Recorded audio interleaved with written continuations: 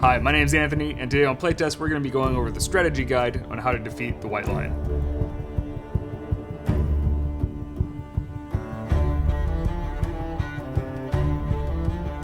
For this video we're going to be going over the notable hunts to look out for, builds and weapons that you should bring into battle, as well as different strategies for each level of the White Lion. First off, the hunt phase.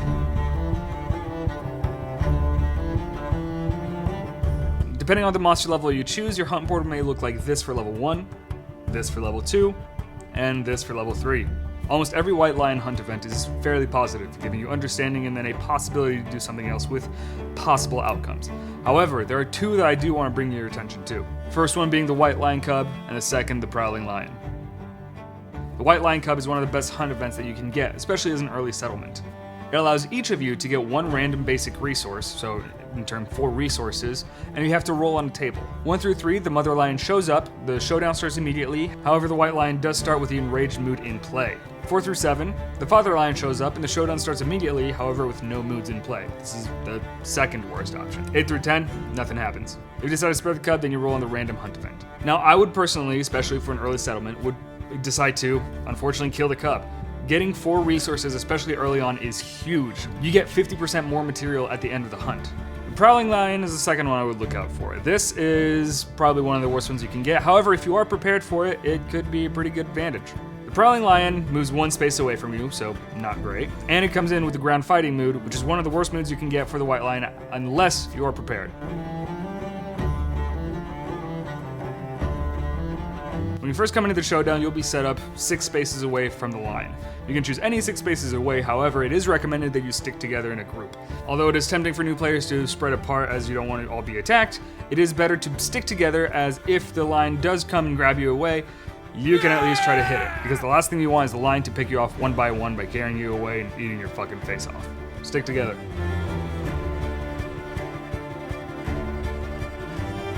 For the first level White Lion, strategy is pretty straightforward. Try to get in its blind spot and try to hit it as much as possible.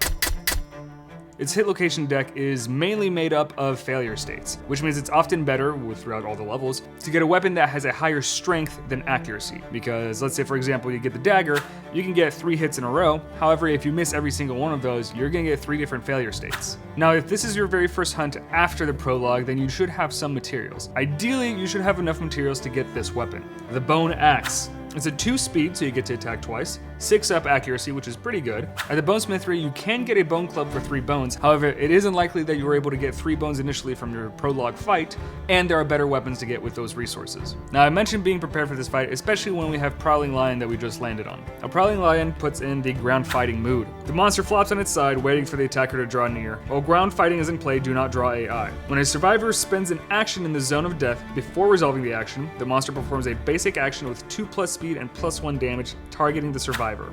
The zone of death is 1 space away from it in all directions. When the White Lion is wounded, discard ground fighting. That last part is very important, and here's why. Ground fighting can easily kill a player, making its basic action hit 4 times for 2 damage each. The best way to get away from this is to either have a reach weapon or a ranged weapon. Now this is a weapon I definitely recommend spending your resources on as soon as you can. Bone Darts.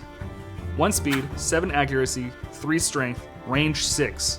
As soon as this mood is in play, the person with the bone darts is your best friend. This is your time to reposition, recuperate, as the White Lion is not going to be doing anything. It's going to wait for you to attack. However, if it takes damage, just like ground fighting said, when the White Lion is wounded, discard ground fighting. This is your chance to take a break, take a breather, and not sacrifice anybody. Now, like I said, the best shot at beating a level 1 is to just pulverize it to the ground from its blind spot. You're gonna get a better accuracy, you're gonna get a better chance of not getting hit by its reflexes, so just try to beat the hell out of it. Now, as you move into level 2, things get a lot more difficult. It's going to initially start with a new trait called Cunning. At the end of each monster's turn, the monster extends its claws. If there are any adjacent survivors, target 1 random and full move the White Lion directly away from all threats. Target suffers grab. If you're going on to level 2, then you definitely need to start getting different weapons, especially when you have this in play, which means it can do free damage on each of its turns. Now, the adjacent survivor is the important keyword here. Adjacent just means that you're directly next to it, so the optimum weapon to get for this boss fight is anything that has reach. The general consensus to fight the White Lion at level 2 is the King Spear. If you fight at level 2, that means you fought a level 1, which means you should have access to the Catarium. The Catarium is going to give you some of the best weapons to defeat the cat. On it we can see the King Spear, which is a lion claw and a great cat bone. Try to get these as early as possible and try to save them for this weapon. If everybody has one of these weapons, you're gonna be good to go. The King Spear is essentially just an upgrade of the bone axe. However, it has reach too. Reach is really important. It means you can attack from 2 spaces away. Cunning means if it's anybody adjacent, it's gonna fuck you up. Since you're 2 spaces away, nobody's gonna be adjacent, you're good to go. Again, you could still attack with your bone darts, however with the King Spear you can attack twice and you'll be perfectly safe. The downside of this is you do not get any bonuses from blind spot since you will be 2 spaces away, and blind spot only happens if you're right adjacent to it. However, it is a very small price to pay to not be attacked by the cunning every single turn.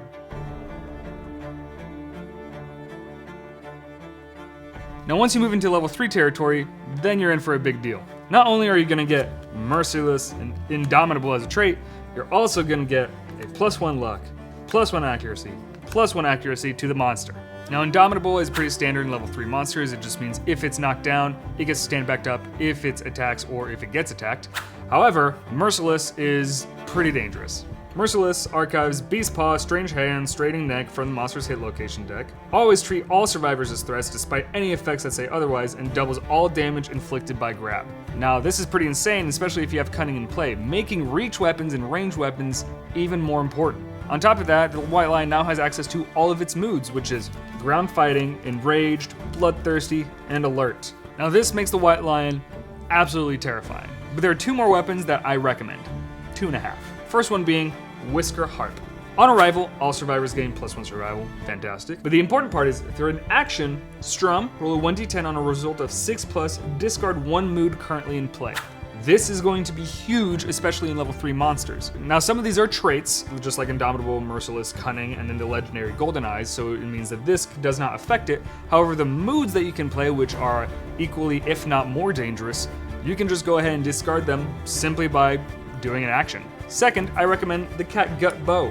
Specifically, however, with the Clawhead Arrow, so make sure you get both. The Catgut Bow has a range of 6, just like the Bone Darts, which means if you have the alert mood in play, you're perfectly safe. It's cumbersome, however, you can aim. When you attack before rolling to hit, you can reduce the speed of this weapon, which is 2, so you just attack once, to gain 2+ accuracy for that attack. However, the Clawhead Arrow, if you hit a monster, it gets -1 evasion, which is huge. So not only can you hit it from afar, but you can also make it easier to hit for everybody else.